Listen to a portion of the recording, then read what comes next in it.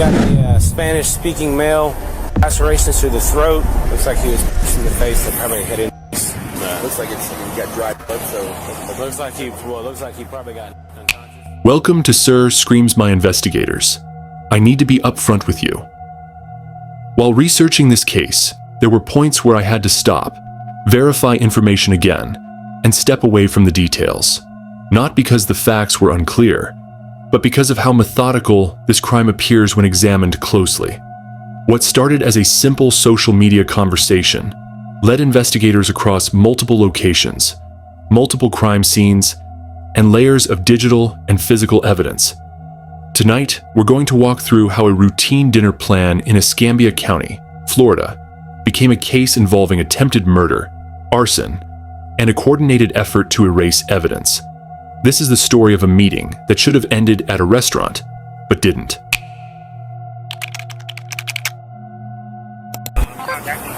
What's that? No speak Spanish. You okay? No speak Spanish. Oh, here, have a seat right here. Have a seat right here. Car Frank 13. What happened? Amigo. Can I get EMS 51 to me at the Tom Thumb at Scenic Highway and 9 Mile Road? What do you have? How old are you? ¿Cuántos años? How old? So, You. Got a Spanish-speaking male, lacerations through the throat, and looks like he was punched in the face and probably head injuries. Not actively bleeding right now, but go ahead and have him step it up.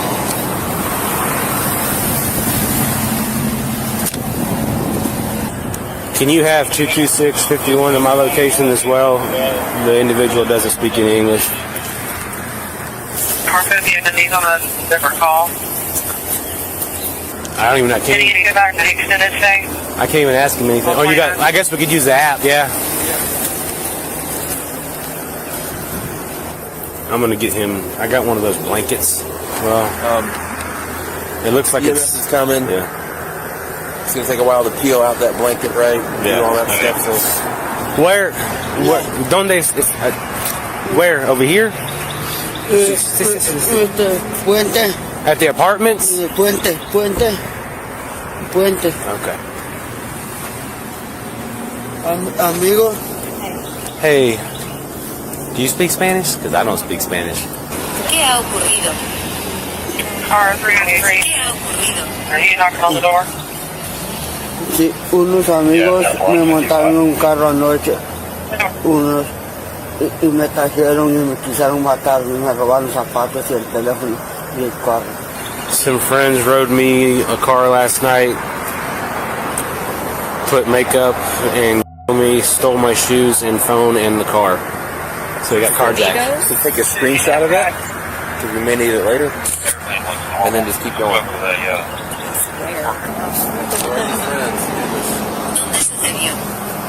Sí, me trajeron de aquí de Pensacola, Florida, aquí cerquita. Me montaron en el carro y lo único que me dijeron fue, amigo, hasta este día vas a hacer que vas a vivir, y vinieron a tirar desde arriba el puente, caía al agua abajo, y ahorita una muchacha que andaba en una lancha me ayudaron a salir. So they brought me here from Pensacola, Florida. The box mounted me in the only lane that they told me until this day you're going to do that you're going to live tomorrow. It is going to throw to where above the bridge fell. So maybe I'm thinking that they threw him off the bridge? White female driver. I don't know. His mouth injury is probably making a mumble, which is why this isn't. But I would still take a screenshot of it because there's some stuff in there that might work. Two other all males and all female in the gray sweatshirts that are possibly going through dumpsters there in the area. Try to get a name and an address. Try to ask him just yes or no questions. Were you thrown off a bridge? No, we were just sitting right here, and I saw him walking up, and I'm like, oh, you might have a call right here, and so he got out with him, and They didn't throw me from the river bridge. They brought me the car, my truck. They lowered me, Car and the woman 27. put a knife Yeah, we're a on found me child as that an didn't 8-year-old fall. that's autistic. And then they pulled me off nonverbal the and bridge, Fowler and the water fell down. Just still keep taking screenshots of it. Yeah, yeah.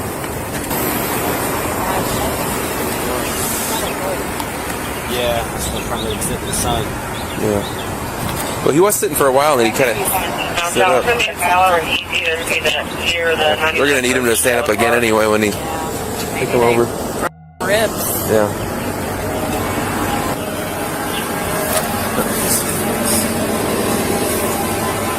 So, he doesn't speak any English.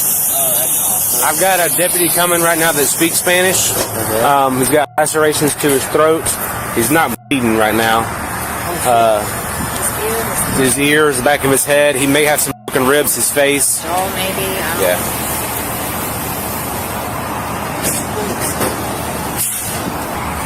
I think he's off. And he hurts like trying to sit down. I don't know if there might be some more to his body. Last week.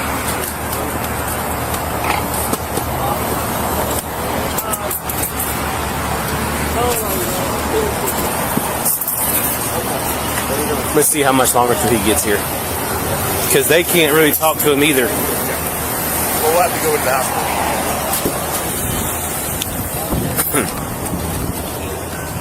Give me a touchdown because give me two of them.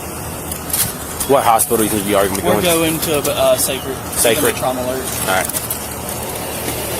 You're just gonna take it Before we go over there, just kind of thinking, like, what questions do I want to try to keep ask Randy to ask him? And So, like, when did this happen? Where did you just, like, wake up and it happened in the nighttime and you just woke up and walked over here? Or did it just... Looks like it's, you got dry blood, so... Looks like he probably got unconscious. Yeah. Because his face is pretty... I got my the Spanish deputies here. So we stopped here, and he had to get some stuff from his wife. But guy come walking from across the street right here. He's got like probably like 4 or 5 lacerations, deep lacerations to his throat. His face is all bruised and broken. He doesn't speak any English at all. You came walking up from there, the Yeah. apartment complex right there? Yeah, see that center concrete median? He was coming this way.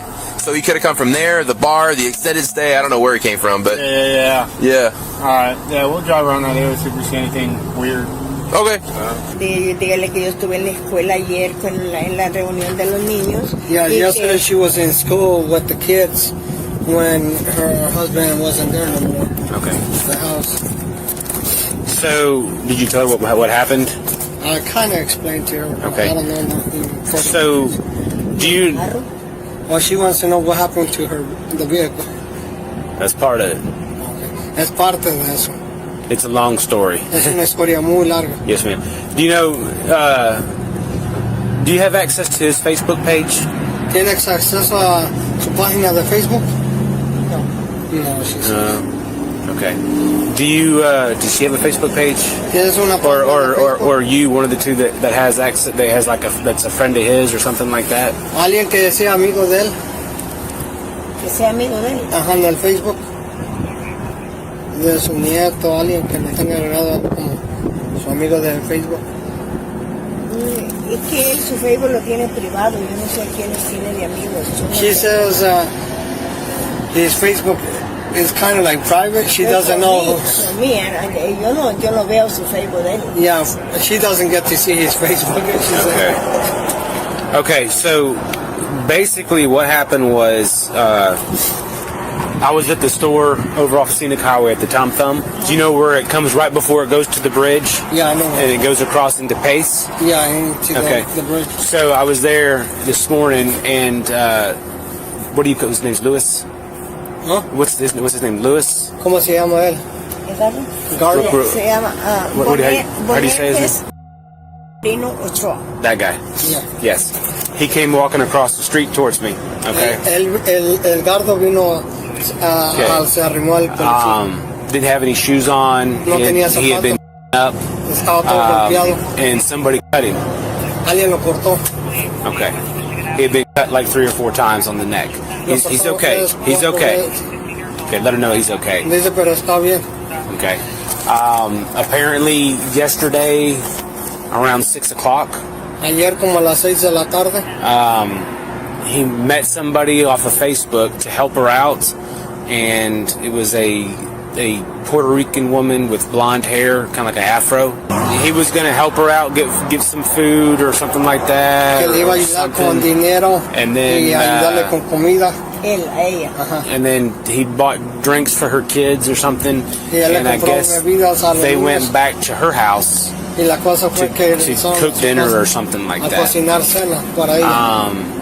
And I guess he was supposed to come back to your house, Él tenía que regresar a su casa. and he was giving them a ride. Él- And I guess they were all no, going to come back and cook or something. We don't know for sure right now. Es as que ellos far no as why. saben exactamente qué es lo que pasó. There was a black male, and then the Puerto Rican lady in the car with him in the van. Yeah, Do you have a 06 Odyssey? yeah, she has Do it. you have any information on that car? Tiene información del Odyssey, del Honda, de la minivan. Like, do you have the insurance information? Yeah, it's on the Okay. van. So they stole the van. Se robaron la van. We don't know where the van's at. No saben dónde está They robbed him. la van. Le robaron la van. They beat him up, and they Yeah. hurt him pretty good. Lo golpearon muy feo. But whenever we got there, I got an ambulance out there to take him to the hospital. He's at Sacred Heart Hospital. Y lo llevaron a Sagrado Corazón. He's already had surgery for the Ya le hicieron cirugía por la herida. he's like I said, he's pretty good, but he's okay. And then she told me this morning, he hasn't showed up this morning. Yeah. She says, what's going on? I was like, I don't know. Yeah, 8 o'clock. Se lo robaron, de seguro. At 8 o'clock p.m., she tried to call him. No answer, no nothing, she said. Okay, so they took his wallet. I guess he cashed his check. Yeah. He cashed his check over here at Velartes. Yeah. Okay, so he cashed his check. They took all of his money. They took his phone. They took his shoes. What I'll do, I'll get them a card and have them email me the tag information, and maybe if they got any pictures. Do you have any pictures of the van? ¿Tiene foto de la van? Ay, ya no, yo no creo. It's a gray van. Es Gray. gray. So it's gray. It's like silver. Like that silver. Yeah, like that silver. color. Silver, not beige. She has something else to say too, she says. Yes. Dile que... La semana pasada también tuvo problemas con Marvin en el trabajo. Last week he had a problem with a guy named Marvin at work. Vive en una de mis casas también. He also lives in one of her houses. She has several houses. So he couldn't tell us where the house was. He said it was close by.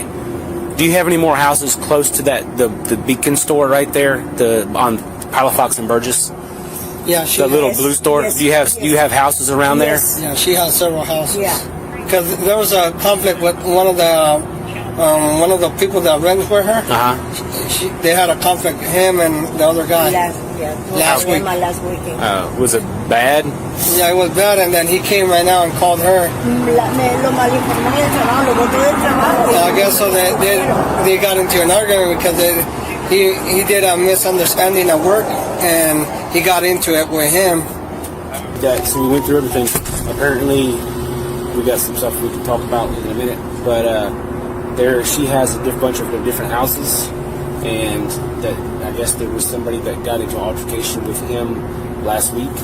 Okay. And this guy called her out of the blue within the last 30 minutes. Yeah, before I called you, he was calling her And said he's leaving next week.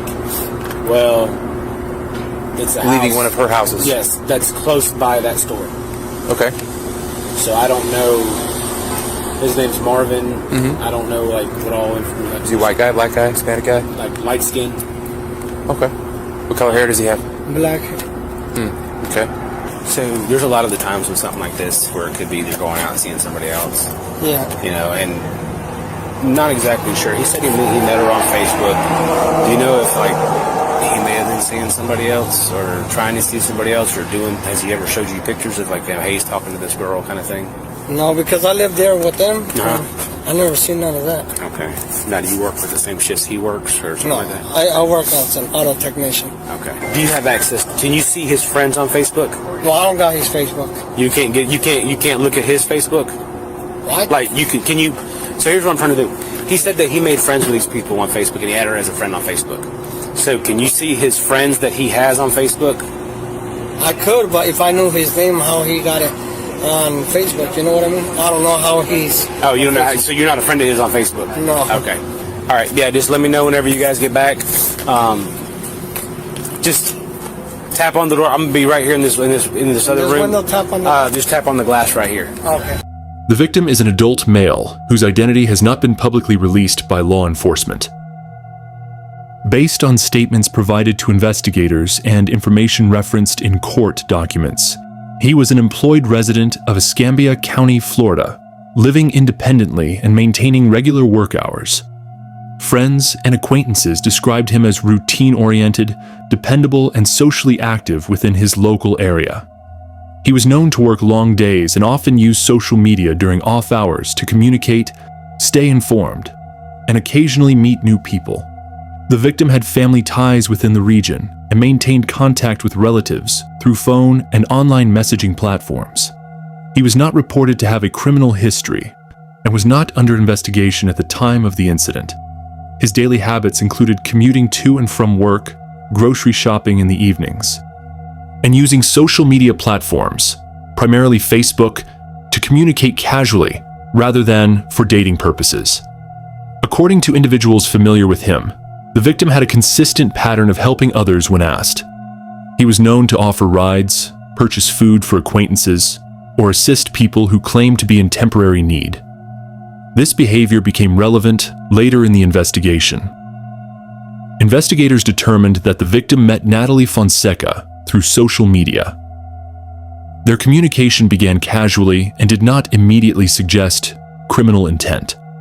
Message records reviewed by detectives showed routine conversation without threats or explicit demands.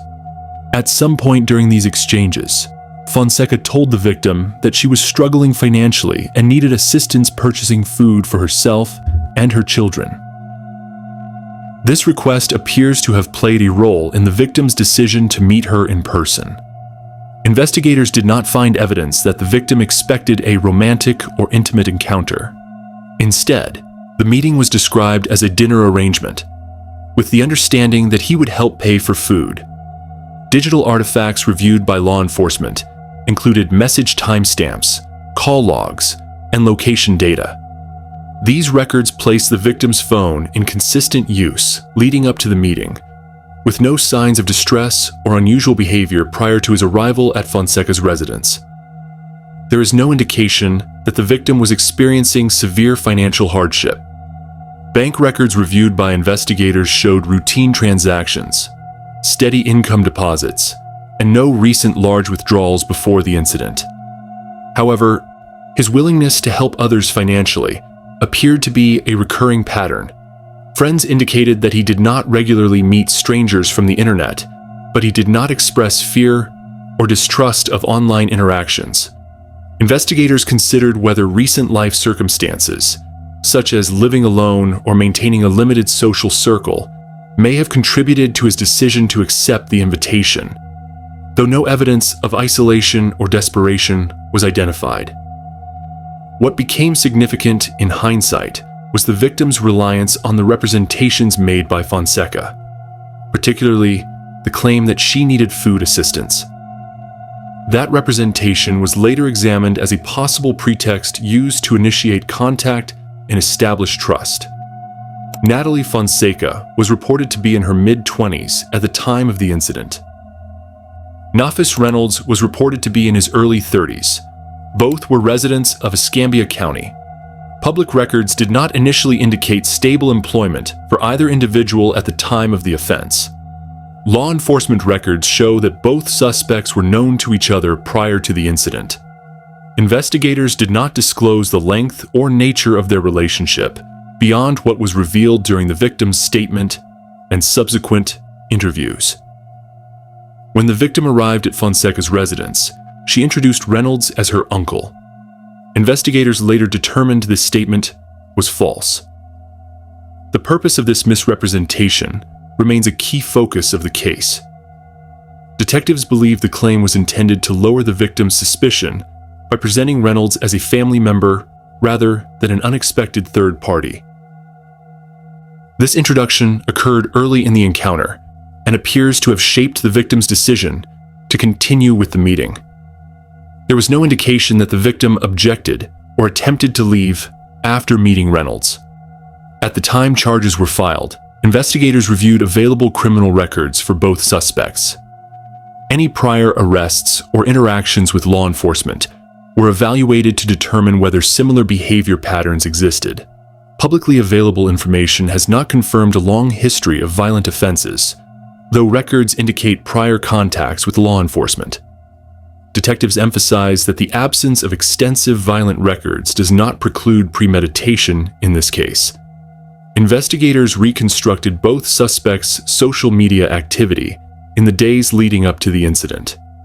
This included reviewing posts, private messages, friend lists, and location check-ins. Particular attention was paid to messages exchanged between Fonseca and the victim, as well as communications between Fonseca and Reynolds. Location data from mobile devices was later used to corroborate movements described in witness statements and the victim's account. Law enforcement has identified financial gain as a primary motive. Items taken from the victim included his phone, shoes, cash, and vehicle. The destruction of the vehicle by fire suggested an attempt to eliminate evidence. Investigators also examined whether the violence exceeded what would typically be associated with robbery, raising questions about intent. Experts consulted during the investigation considered the dynamics of crimes involving pairs, noting that shared participation can escalate violence and reinforce decision-making. The meeting was arranged through social media messaging. Time-stamped records show communication leading up to the agreed-upon dinner. The stated reason for the meeting was to purchase food. There was no evidence of threats or coercion prior to the meeting. The victim arrived at Fonseca's home as planned. Upon arrival, he met Reynolds and was told he was Fonseca's uncle. The atmosphere, according to the victim, appeared normal. No immediate conflict occurred. Shortly after, the three entered the victim's vehicle. Using cell phone data and roadway analysis, investigators mapped the route taken. The path did not align with a direct route to a restaurant. Traffic cameras and license plate readers are being reviewed to confirm exact movements. At some point during the drive, conversation reportedly diminished. The vehicle continued toward a bridge over the Escambia River. According to the victim's statement, he was assaulted while still in control of the vehicle or shortly after stopping. He was physically attacked, threatened, and robbed of personal items. The assault escalated when a knife was used. Investigators reported that both suspects participated in cutting the victim's throat. After the assault, the victim was taken to the bridge and thrown over the railing into the Escambia River. The suspects fled the scene in the victim's vehicle.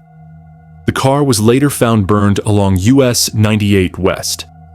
Fire investigators concluded that the fire was intentionally set. Despite his injuries, the victim was able to reach the riverbank, locate a nearby roadway, and walk to a gas station.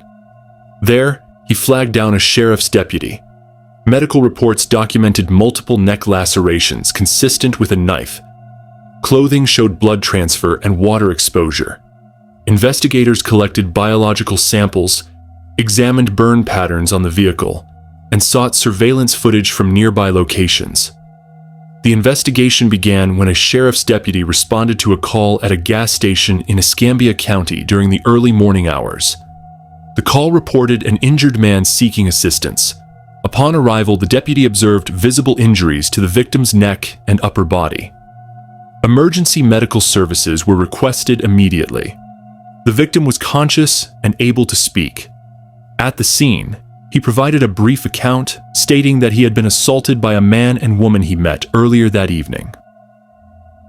He reported being robbed, attacked with a knife, and thrown from a bridge into the Escambia River.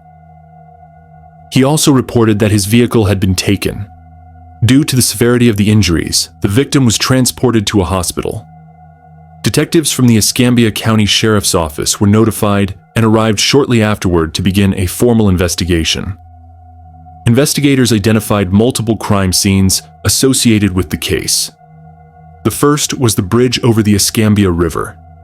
Deputies secured the area and documented the bridge structure, railing height, and nearby access points. While a water search was briefly considered, it was quickly determined unnecessary because the victim had survived and exited the river on his own. The second major scene was the burned vehicle.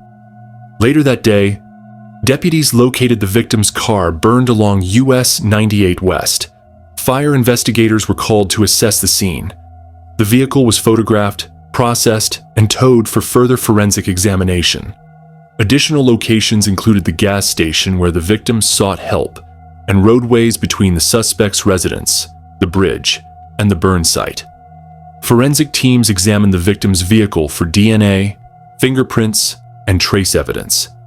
Despite fire damage, investigators were able to identify burn patterns consistent with intentional ignition. Accelerant testing was conducted to determine whether flammable substances were used. Medical examinations documented multiple lacerations to the victim's neck, consistent with a sharp-edged weapon. Investigators searched for the knife used in the assault, though public records do not confirm whether the weapon was recovered. Clothing worn by the victim was collected as evidence.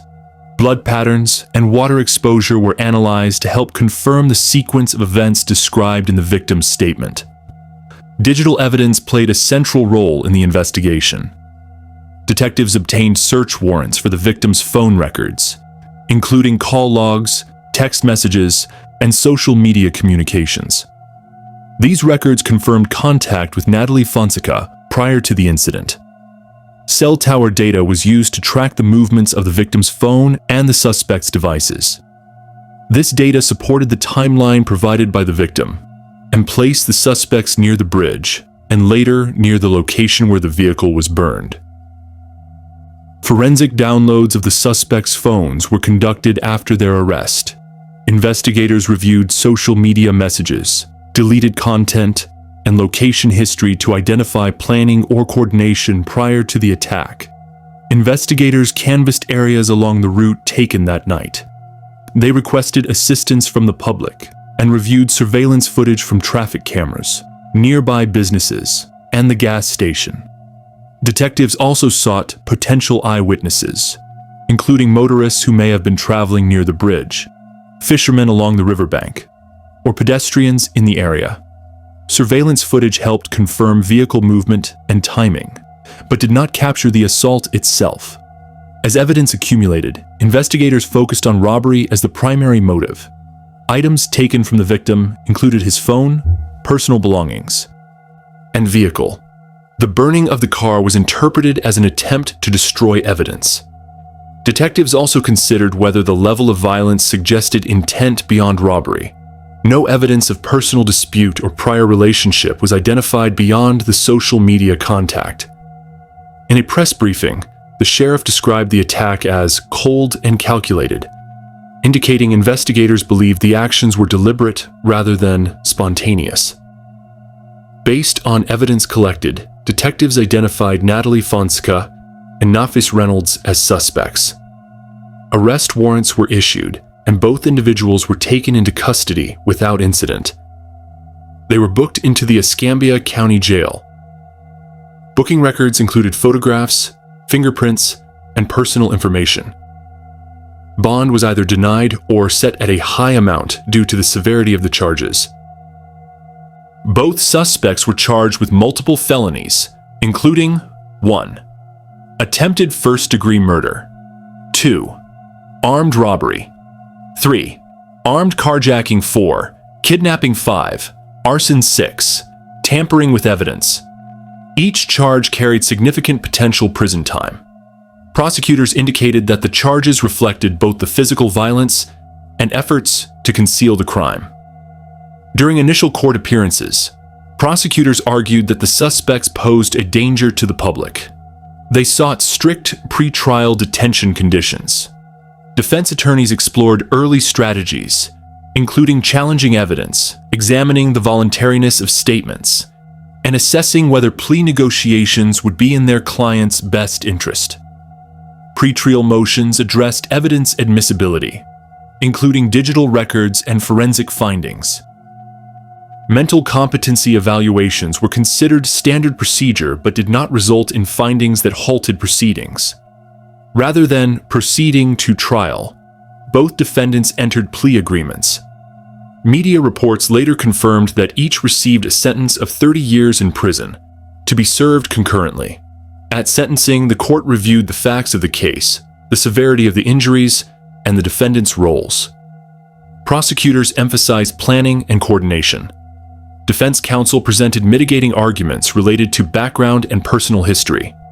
Each defendant received a 30-year prison sentence. The sentences were ordered to run concurrently. Conditions regarding parole eligibility and restitution were addressed in court documents.